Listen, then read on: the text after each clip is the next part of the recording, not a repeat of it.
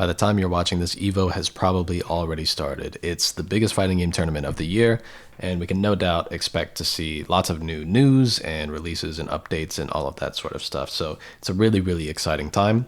Every year, the fighting game community gets a little bit bigger, and not only that, but EVO is the one tournament every year that even people outside of the genre tune in to watch and just see what happens. So I figured today it would be a good idea to go ahead and make a video where we look at all 8 of the main staged games that are going to be at EVO this year, and just talk a little bit about how they work mechanically. It's going to be very surface level stuff, just so that as you're watching these games or as you're watching this video, maybe you can plan out what you want to watch, and as you're watching it, understand a little bit more of what's going on. I think this video is going to work best for somebody who has been introduced to the genre fairly recently or has played fighting games before and knows a little bit about how they work, but maybe hasn't spread their wings to try all of the different games that are on display here at EVO. I'm going to include timestamps down in the description so that you can go and skip over games that you already know about and focus on just games that you're really, really interested in. All right, we can kick things off talking a little bit about Street Fighter 6. This is the game at EVO that has the most registrants, followed closely by Tekken 8, which we'll get to in just a little bit. But unlike Tekken 8, this is a 2D fighter, and one of the slower ones out of the batch. Unlike some of the other games on this list, normal moves in this game pretty much can't be chained or strung together for the most part. Your jabs you can chain into one another, but for example, you can't chain like medium punch into heavy punch. So every button is kind of an island on its own. What this allows is players basically get to create their own pressure strings rather than having to rely on pre-canned strings or like a rule-based string sequence where you can only move from light to heavy, for example. In this game, you can go from pretty much anything into anything else. Now, to block in this game, all you have to do is hold back. There are 2 types of blocking. There is just holding back, which is a stand block, and a crouch block. Now, crouch block will deal with mids and lows and basically anything that is not either an overhead or a jumping attack. However, overheads are decently rare. Most characters only kind of have one overhead, and if I just do this one, you see that this is 3 frames, which I'll just go ahead and tell you means that it doesn't combo into anything. So in general, overheads are not super threatening unless you spend some resources to make them threatening. And jumps are linear and unsafe because while characters are in the air in this game, they don't have air actions like to be able to air dash like in an anime type of game, and they aren't able to block anything. So jumping is a bit of a commitment. So what this means is that holding down back will cover like 90% of the pressure that exists in this game. In terms of high-low pressure, it doesn't super exist because in order to be able to get value out of that, you have to do this, which we'll get into what that mechanic is in just a little bit. And in terms of left-right pressure, you know, you're not able to air dash over the opponent and you're not able to cross through the opponent dashing in. Just sort of pushes them back. So because there's no high-low mix and there's no left-right mix for the most part, it means that Street Fighter is fundamentally a strike-throw game once people get up close. The real risk is between getting hit by a strike like this and getting hit by a throw. Notably in this game, most characters' forward throws will allow them to be right up in their face, especially on a cornered opponent, and allow you to mix between throw and strike again. Strikes, on the other hand, really allow people to cash out and get a ton of damage. So often there is stuff that will be said by commentators like, just take the throw, implying that taking the throw is much less of a risk. Sure, it's not going to get you out of the situation. You're still going to have to guess again, but ultimately eating this throw is less risky than literally dying. Other than that, because you're not really able to use movement to mix up the opponent, and because jump implies a lot of risk, a lot of the players will sort of work in this sort of spacing, and what they're looking for is literally just any one move to connect so that they can get a knockdown and start to work on these like wake-up pressure situations. Hopefully once you've gotten somebody in a compromising position, if you can keep putting them in those situations, then you'll just end up winning the game. And the defending player will then need to make a strong read to be able to get out of the situation, like doing a wake up DP just to get somebody off of them, or teching a throw to be able to push people away from them, that sort of stuff. The other exception are really good zoning characters like your Dalsims, your Guiles, your JPs, these types of characters, who are able to use their really strong range tools to keep people at bay and sort of force the opponent to try to approach them. Now, for some of the universal mechanics, we should look at these bars up here. As you can see, there's 6 pips per player, and the best way to think of this is your universal mechanic bar. That's just what it does. For 2 pips, you are able to turn your normal special moves into EX special moves, which has varying properties depending on the special move used. It's really just going to depend on whatever the move is. You are able to do Drive Rush, which is really, really powerful. For 1, you can use it to extend your combos. So you can cancel it on hit to be able to get additional damage. And if you are in neutral, you can do it out of a parry just to be able to approach the opponent. And it does a lot of really good things for you. For 1, if we look at this move, you see that it is +4 on hit if we look at that bottom bar there. But if we were to Drive Rush and then do it, it becomes +8 on hit. So it gives you extra hit stun to be able to create combos that you wouldn't be able to do if you hadn't spent that resource. Likewise, if we set the opponent to block, we see that this move is -2 on block, but if we Drive Rush in, then it is +2 on block. So whether you are hitting the opponent or whether they block the move, Drive Rushing is going to make whatever you do after that 4 frames better. It doesn't really matter. Likewise, we can also make moves better by Drive Rushing out of them. So again, this is -2, and assuming that we're not special canceling it, somebody would be able to take their turn after this because you're at a disadvantage. But if we do something like this, now suddenly we've taken a move that was -2 and we've gotten a frame trap. I meant to delay this just a bit. Boom, we've got a frame trap out of it, and now you're +5 instead. So this isn't the perfect example for people that actually play Street Fighter 6, but I'm just trying to demonstrate the principle. Now, the other really important mechanic in this game is Drive Impact. Now, this is a universal mechanic. Everybody has it, so I can do one too. It reaches pretty far on most characters, and it is an armored move. So you see, I try to do something there, and he beats me up.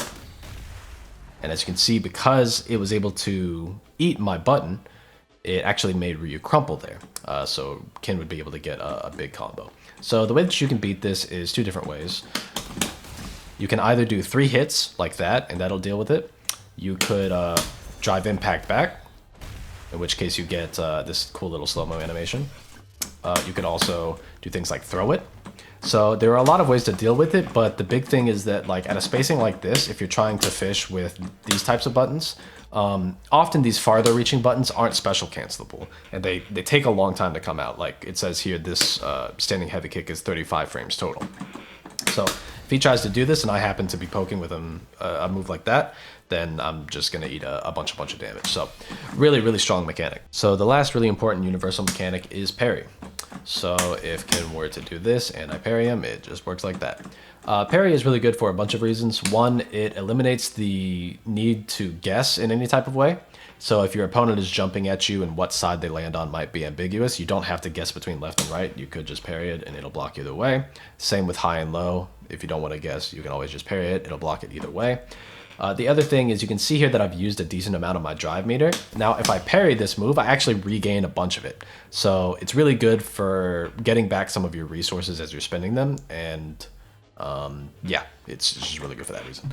The last reason, and we'll see if I can do it, is because there's such a thing as a perfect parry. So if you parry within a really tight window of a move making contact with you, you get something that's a little bit more akin to a third strike parry, and we'll get to that in a bit, where the opponent has a lot of recovery before they're able to act again, and you're able to get a decent punish out of it. So let's see if we can do it. One of these times. Just one of them. Just one of them. Hey, there we go. One thing you'll note is if you look at the top right, it actually scales the damage quite a bit. But it is still really, really useful if you're able to do it consistently. And professional players who are playing at EVO are going to be able to do it a lot better than I can. Now, the last thing that we should talk about is the burnout state. So if you were using all of the mechanics that we've mentioned before, and you happen to run out of your gauge, you're going to enter this burnout state. Just like this, the character will sort of turn gray, they'll look really tired, and then this bar up here will take a while to refill. Basically what this means is you're being locked out of all of the mechanics that we've already talked about. But more than that, You also incur more block stun, and I don't think more hit stun, but definitely more block stun anytime you block an attack while you're in this state. The last thing is that if you, well, just one more thing real quick. You'll lose this for blocking. You see every time I make Kim block an attack, his gauge goes down just a little bit. And if you were in burnout and you end up getting pushed into the wall, see, if he impacts me into the wall, I end up getting stunned. So if you end up getting stunned and you're in burnout near the corner, you're probably going to die. So it's just one of the many risks that are associated with entering this state. You don't want to go too crazy using these moves or blocking without utilizing the parry mechanic and these sorts of things. It's just a punishment for not managing your meter well enough. So yeah, that's Street Fighter 6. All right, now we can talk a little bit about Tekken 8. Tekken is a 3D fighting game allowing players to, that was a hop, to step into the fore and background so they can walk around the opponents. Also, I know I literally just jumped, but in general, characters don't want to be doing this type of thing. It's a very, very grounded game. Players aren't going to be like jumping over each other's heads to cross them up, and it's just not really that type of game. There is a lot of lateral movement in this way, but it's all grounded. Now, in terms of defending yourself, you might think it's a little bit like Street Fighter, where you could just crouch block and deal with most things because, you know, people aren't jumping around, right? That's just what you do. But in Tekken, basically every mid is an overhead. So lows, you know, they'll tag people that are stand blocking, but anything that hits mid is going to hit somebody who is crouch blocking. And when we pair that with Tekken's renowned, massive move lists, you get a game that has a lot more high-low mix-ups than a game like Street Fighter 6, for sure. It's generally expected that like these fast lows, like you're gonna get tagged by a couple of these. And these fast mids, you're gonna get tagged by a couple of these. It just kind of is what it is. In general, the high moves are really fast and usually pretty safe, but they can be ducked under, and then you are at risk of getting hit by some of the while standing moves. Because wouldn't you believe it, some of the shit in this this move list also includes moves that only come out if you are in the process of standing up. Crazy. Tekken is also a string-based game, which means that you basically have pre-canned sequences of moves. So for example, with Fang, I can do down forward 4, 2, 1 plus 2. I can do down back 1, 4. I can do forward 2, 1, 2. But I couldn't do like forward 2, 1, 4. Like I can't make up things or sequence things in whatever way I want to. I'm usually either doing a full string or doing just part of a string or doing a move that is an island unto itself. It doesn't have any string attached to it. In Tekken, I think, you know, most of the moves are at least a little bit negative on block. So what that means is usually there's an ebb and flow to combat where like I kind of do a thing and then my opponent does a thing and then I do a thing and then my opponent does a thing. And there are ways to break that sequence. Like you can use your turn to like back up and catch your breath. You could use your turn to do something that's evasive, like stepping to the side or going under something or something like that. So it's not as simple as that, but Tekken does have like a certain ebb and flow to it that's very recognizable once you're looking out for it. Now in Tekken, there aren't a lot of universal mechanics, but we can definitely talk about what's here. I have put my character into a rage state, but their health bar is still full. Usually to go into rage, you have to be at a health threshold that is below this line that you see on Kazuya. So just keep that in mind. But once you are below this like 20-30% health, you are able to do a super. And it's a super ass super. One way that it works is that the less health that the user has, the more damage that this move does. So it can be a really good way to come back and either secure a round or even just get back into the fight, I suppose. But we also have this 2+3 move, which every character has a move. It looks pretty much the exact same. It used to do everything for you, but now it's a little bit less strong. It is an armored move that is also plus on block and allows you to go into heat, which is maybe the most unfortunate mechanic name I've ever heard. Once you are in heat, by the way, heat is pretty tightly associated with this blue bar up here. So we'll go into heat with this move, and once we're in heat, if we make the opponent block anything, you'll notice that they take chip damage now. so long as we're in heat. So that's pretty good. It also, depending on the character, can give them access to new moves. So for example, while Fang is in heat, he gains access to this move, which is really hella good. And yeah, it's going to do different things for every character. It is pretty tightly associated with whatever your character is. This is a shitty way of putting this. It does different things for every character. The other thing is that some moves will just put you into heat if you connect with them. So, for example, Fang's forward, forward 2, back 1 plus 2, this sort of thing. So you, yeah, it's going to be, again, different for every character which moves put them into heat, but usually people will be fishing for those particular key moves. The other thing is that once you are in heat, so we go back into it, you can basically like dash cancel some of your moves by ending your heat. So if I again make the opponent block, I do this, I now turn back 1 plus 2 into a move that's plus on block because I've used the mechanic, I've been able to push them to the corner and, you know, all that sort of stuff. So yeah, really good for applying pressure, and that's what you want to know. That's pretty much all of the mechanics in Tekken. The other thing that I'll mention real quick is that walls work in a pretty unique way in Tekken. If you're used to playing a 2D game like an anime fighter or like Street Fighter or something, the wall is usually just a place that holds the opponent in place so that they're not able to do anything. But here, players will actually like stick onto the wall. Nice lag there. So what that means is that once you bring somebody to the wall, you have to interact with them in an entirely different way. So for example, I might do something like this to get my screw, and then I do like a little wall combo there. But I have to know like what my wall combo is and what my screw attack is, and if I've already used screw in the combo and that sort of stuff. So what I wanted to jive at is between all of the characters having like 80 plus strings to consider, and with there being like 3D rotation around the stage and the way that walls work, and they require consideration if you want to get the most out of them, I feel like Tekken it rewards a lot of like intuition and creativity and being able to create new routes on the fly and be able to use new strings and new parts of your character on the fly to sort of trip people up and get your opponent considering more than they might otherwise have to.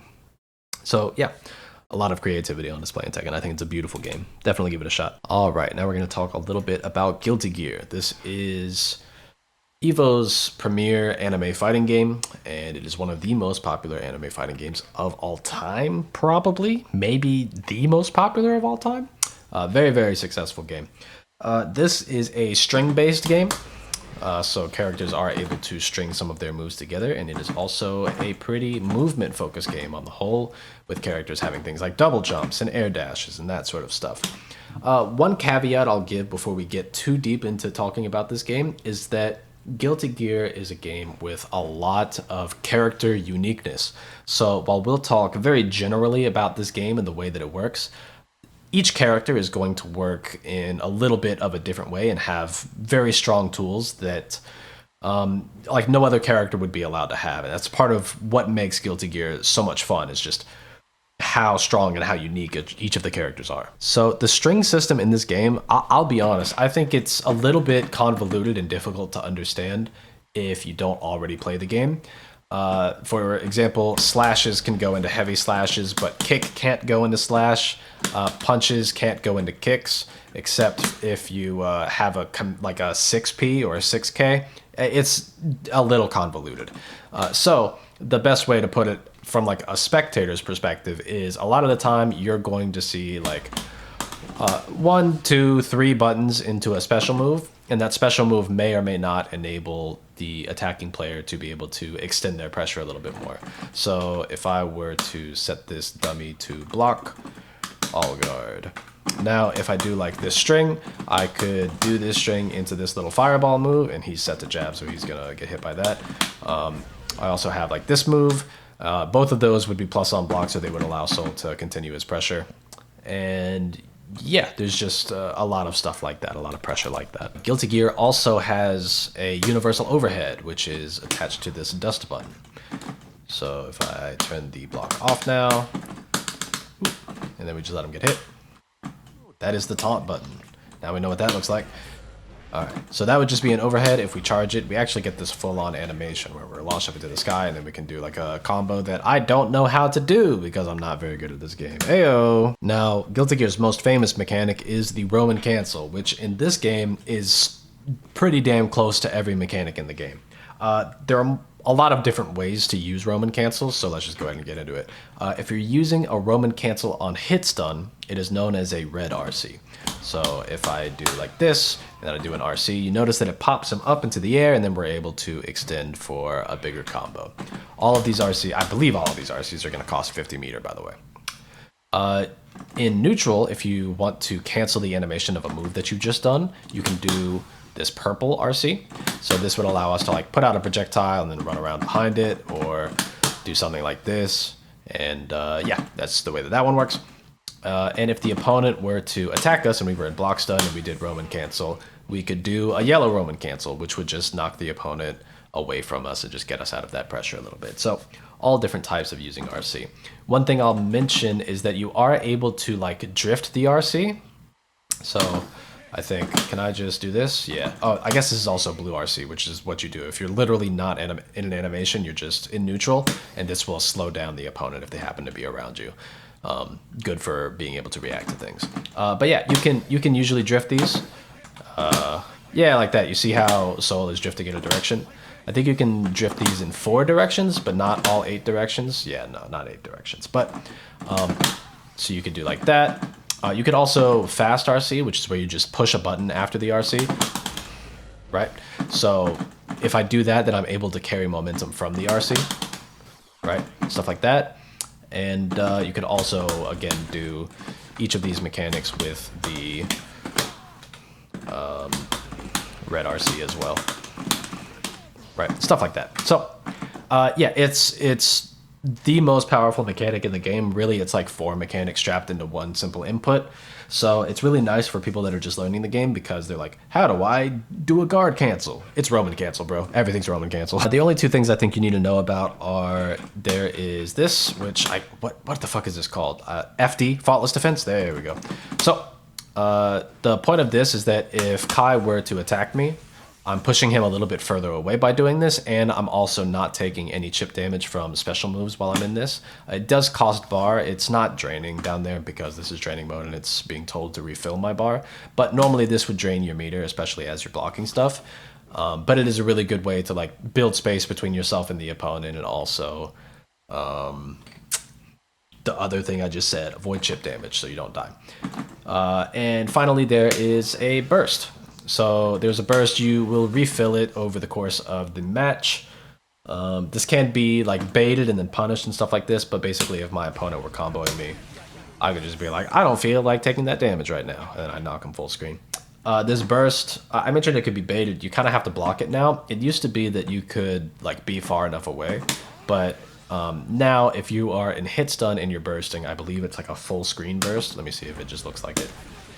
Yeah, it looks full screen now. So that's how that works. The last thing I want to talk about is this wall stick and wall break. So in this game, you can break the wall.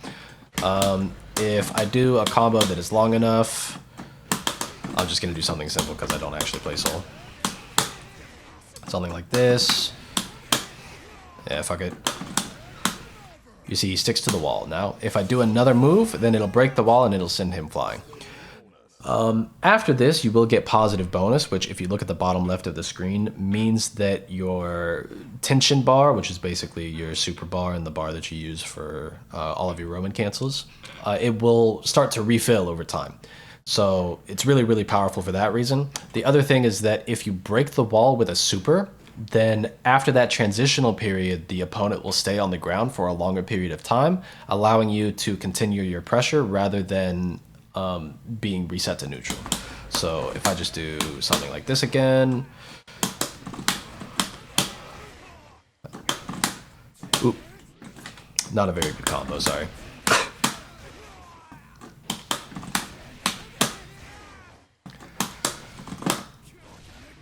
Oh, I guess I just used all my meter. Anyway, you'll just have to trust me. If you hit a super, then when the wall breaks, you'll be able to continue and get pressure. But yeah, I think one of the really big things about Strive that makes it so fun to watch is just how unique all of the different characters are. You have like a hair-based assassin. You've got a doctor that throws random items all over the screen. You've got a big robo-man that will suplex you into the dirt. You've got a guy who controls a shadow puppet. You've got a girl who manipulates a little yo-yo around the screen. You have a bed. You've got a vampire who is dandy. So there's just all different types of characters. There's really somebody here for everybody. And it's also a very inclusive game, which I really like. I think there's a lot of really great representation going on in here. So yeah, that's Guilty Gear. All right, next up we've got Granblue Fantasy Versus. So this is a game more than any game on this list I would highly recommend to like beginners or like the friend that you have that's always been interested in this but has always been too intimidated to get into fighting games. This game doesn't have a lot going on, but is perfect like explicitly for that reason. So we'll talk about what it does have going on because I think it's still a really great game, and it's really exciting to see it up in 4th place there. I think that's pretty cool. So this game, for the most part, is a 3-button game. You have a light button, a medium button, and a heavy button. You do have this 4th button, which is like a unique button. You could consider the layout similar to BlazBlue if any of you have played it, and this 4th button will do something different depending on what character you're playing. And the down and that button will always be sweep. Cool. Every normal move that you have, light, medium, or heavy, has a far and a close-up version of the move. So this is far light punch, and this is close light punch. This is far medium, and this is close medium. And I said light punch, but it's just light, medium, heavy. There's no punch part. Far heavy and close up heavy. Boom. Now, these aren't separate inputs, they're just proximity based. So if I just get close enough to the opponent, I'll just do my close version of this. The far away versions of these moves can't be chained together, so I can't do like light, medium, heavy or anything like that. But the up close variation of any of these buttons is able to do like an auto combo string. So if I just mash medium over and over and over, I'll get my 3 hits. If I mash heavy over and over and over, I'll get my 3 hits. If I mash light over and over, I'll get my 3 hits. That's just the way it works. Special moves in this game are also attached to these little icons up at the top left. And so they're also attached to a button. So if you don't want to do a full special motion, you could just push a direction in a button. You'll get the special move out. It's important to note the inputs do still exist. So if you want to do them, you can. And these abilities work on like a cooldown system. So if I just do these buttons, you see like the boxes up at the top flash a little bit. They recover really quickly. If I were to do a special one, they would recover much slower. You see that they only popped back into recovery because we're in training mode and it wants them to be available to me. But usually that would put the move on cooldown. You wouldn't be able to use it for a little bit. And if you're doing an input with this button, especially like a heavy or something like that, I believe it... I believe the cooldown is a little bit longer, but maybe they changed that in this version of the game. I genuinely can't remember. Somebody let me know in the comments. Beyond that, it works a little bit like Street Fighter. There's no air dashes. Your jump is linear, and you aren't able to block while you're in the air, so jumps are a little bit risky, especially because like a counter hit anti-air is so good in this game. And there's no like Roman cancel or anything like that. There's no drive rush or drive impact or really any of these things. There's really only like one other mechanic that we could talk about, and that's this B+C move. So if we notice up the top, whenever I do this move, we lose one of those little pips up there. If we are in the middle of a combo, we could use this twice to be able to extend our combos. But if the opponent is just blocking, actually here, I'll just have G to do it to me. So let's, are we recording? Boom. Okay, so you probably saw it there, but even if I'm blocking, this is a guard break. So the opponent will be able to break my guard. I do have options here though. So if I still have some pips of my own, after she guard breaks me, I can respond by doing the exact same input back. And as you can see, it was in her favor. She only had to spend one of her pips where I had to spend 2 of mine, but it saves us from eating a big combo and getting our guard broken and all that sort of stuff. So yeah, that's pretty much it. You can use it to extend combos, you can use it to guard break somebody, you respond just the same, but it's more favorable to use it for the guard break than it is to use it defensively to stop somebody from guard breaking you. It's just better in that way. You do also have, I mentioned that there was that 4th button, the D button, or the special button, or whatever we want to call this. I guess the special button is the one that does special moves, but I think this is called U for unique attack, because it's unique for every character. In any case, if you do your special combined with that button, then you get like, I don't know what these are called. I'm gonna call it an overdrive version of this move. So it spins a little bit of your super bar up there, as you can see. But usually these versions of the moves are very, very powerful. What it does is going to depend on each different special move. Sometimes, like, your combo extender is just going to be on EX, right? Sometimes your combo extender might be on this. It really just depends. Sheesh. That looks pretty good. Pick up after that? Yeah. So, it's always going to do something different, and it just depends on the character. The other thing that I will say about this game is that while it is relatively simple, it has so many characters who go in so many different directions that it still is really fun and exciting to watch. There might not be like a ton of universal mechanics, but each of these characters do operate in like their own unique and interesting way. Oh, there is one button that you're going to see a lot, so I think it's worth talking about. It's another universal mechanic. In this game, there are dash attacks. So dash light, dash medium, dash heavy. Dash light is the most important of them for a very specific reason. So if I set the opponent to block, and then we show frame data, yeah, there we go. So if we do dash attack, it's +2. And if we were to counter hit the opponent, then we're +10. That might just be a grand specific thing, the like on counter hit advantage, but it means that we can combo out of it. So it's like a very good approaching tool that's very rapidly like, hey, I'm in your face now, and it makes you +2 on block. It makes you advantageous enough to get a combo on hit. I don't know why I said advantageous like that. But yeah, you're gonna see it a lot because it's an incredibly powerful neutral tool, and it's a universal tool that every character has. All of them are +2 and like +3 if you end up meeting them by spacing them just right. So yeah, it's very, very strong in that way. So yep, that's Granblue. I'm just gonna find some footage of Third Strike because I feel like there's not too much to say here. This is obviously going to be most similar to Street Fighter 6, except we're going to pull out a lot of the mechanics that we talked about there. Namely, we're going to take out Drive Impact, it's just not present here, and Drive Rush, so there's none of the like canceling out of normals into the forward advancing plus on block stuff. None of that exists here. The main universal mechanic of this game that makes it all work is the parry.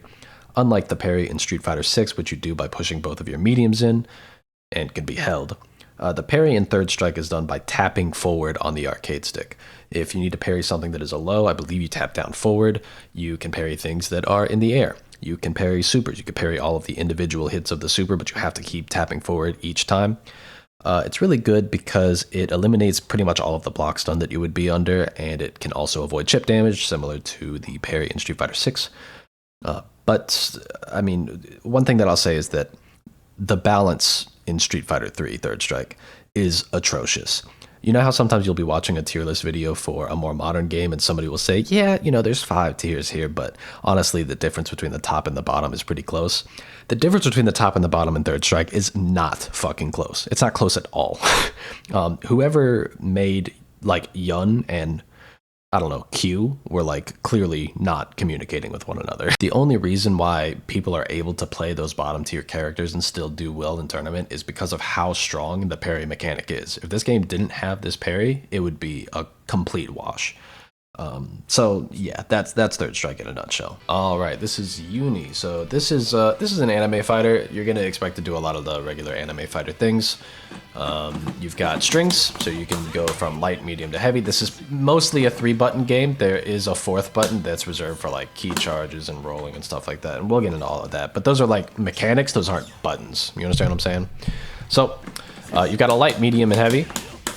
You can cancel all of these into one another. The important thing to note is that in this game, you're able to do what's called a reverse beat. This is, I think it's French bread style thing. So if you do like a heavy button, you can actually cancel it into a light or a medium. The big thing is that you can't cancel into things that you've already done in the string.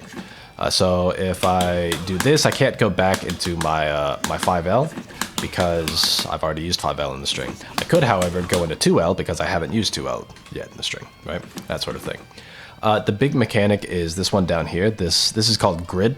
So in this game, you've got sort of like a tug of war going on where, as you notice, this circle in the middle is going to fill it's like at set intervals, right?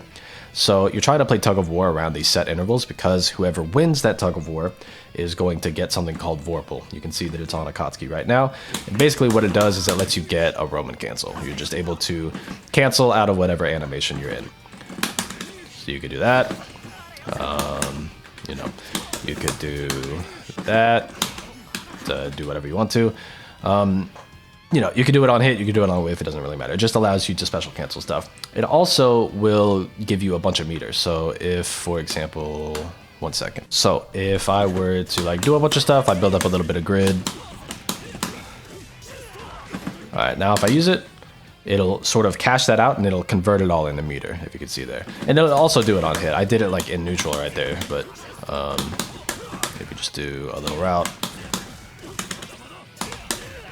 It'll convert the meter either way, right? In this game, you do have some decent movement. So backdash, forward dash, that's pretty normal. You have, obviously, you can jump around, but you don't really have air dashes. You can do this forward air dash, but you can't do like a backwards air dash. Some characters can double jump. I think it depends, but I could be mistaken about that. Maybe every character can do double jump. I don't think that's the case, though. I think he's able to do that because he's Akatsuki from Akatsuki Blitzkampf. Here, we can just test this. Yeah, no, he can't double jump. So most characters in this game aren't going to be able to double jump. The way that like being in the air works is here, I'll record this. If you throw a fireball, so we have Hyde throw a fireball, you can block those in the air. So you can block projectiles in the air all you want to. If we have Hyde do something like this though, because it's like a physical strike, we're not able to block that at all. And if he was even to do like a grounded normal, like let's see, if he just did this.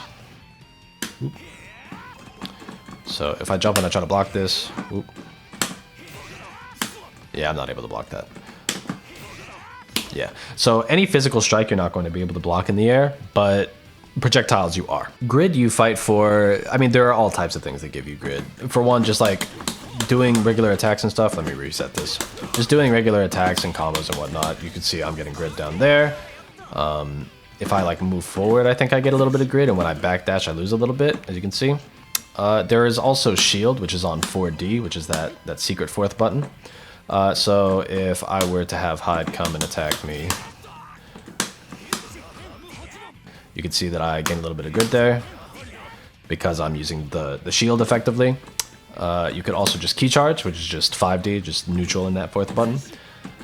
There's also roll, which is on 3D. It will cost you a little bit of grid, but if it happens to roll through something, so let's see if I can do this real quick. What the hell? I don't know why I'm so bad at this. Did it work? Okay. So as you can see, if I roll through this, it'll actually give me a little bit of grid instead of costing me grid.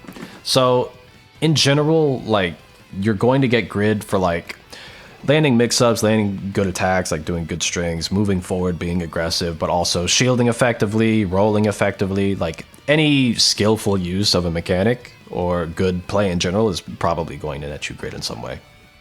Anything that isn't like running away and blocking a bunch. One thing you'll quickly notice if you watch this game for any period of time is a lot of the characters have normals that will reach like 3/4 of the screen. Like we're talking massive buttons. I believe, yep, that reaches hella far. These two don't reach that far. But just in general, you also have like this special move, which is insane. That doesn't do it.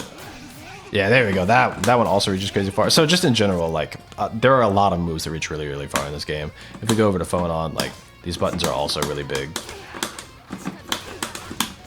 Not quite as big as the Scythe, ironically enough, but yeah, just in general, like Waldstein, Merkava, like there are just so many characters that just have massive, massive buttons that people have to work through in this game, and it's just something worth pointing out. One of the ways that you can deal with all of these buttons and even the good projectiles in this game is just by dash blocking.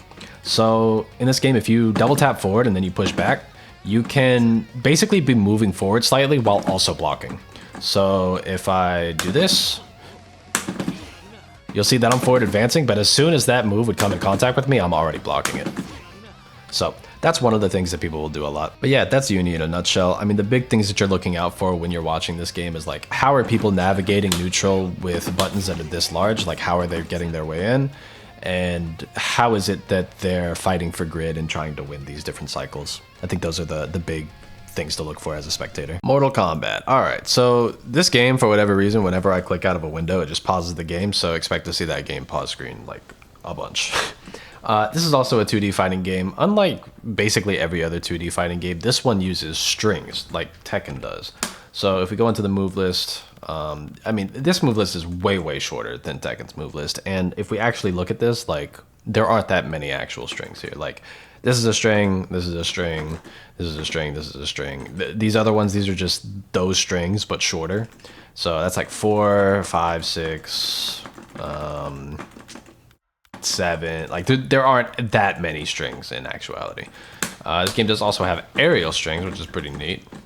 The way that this game works, a lot of the tools in this game are universal. So like down jab is a really important one because it is a crouching move. It'll go under a lot of the high attacks in this game, and it's a good way to like interrupt somebody's pressure. So you're going to see this a lot. There's like a universal anti-air, which is down 2. Down 4 is pretty universal.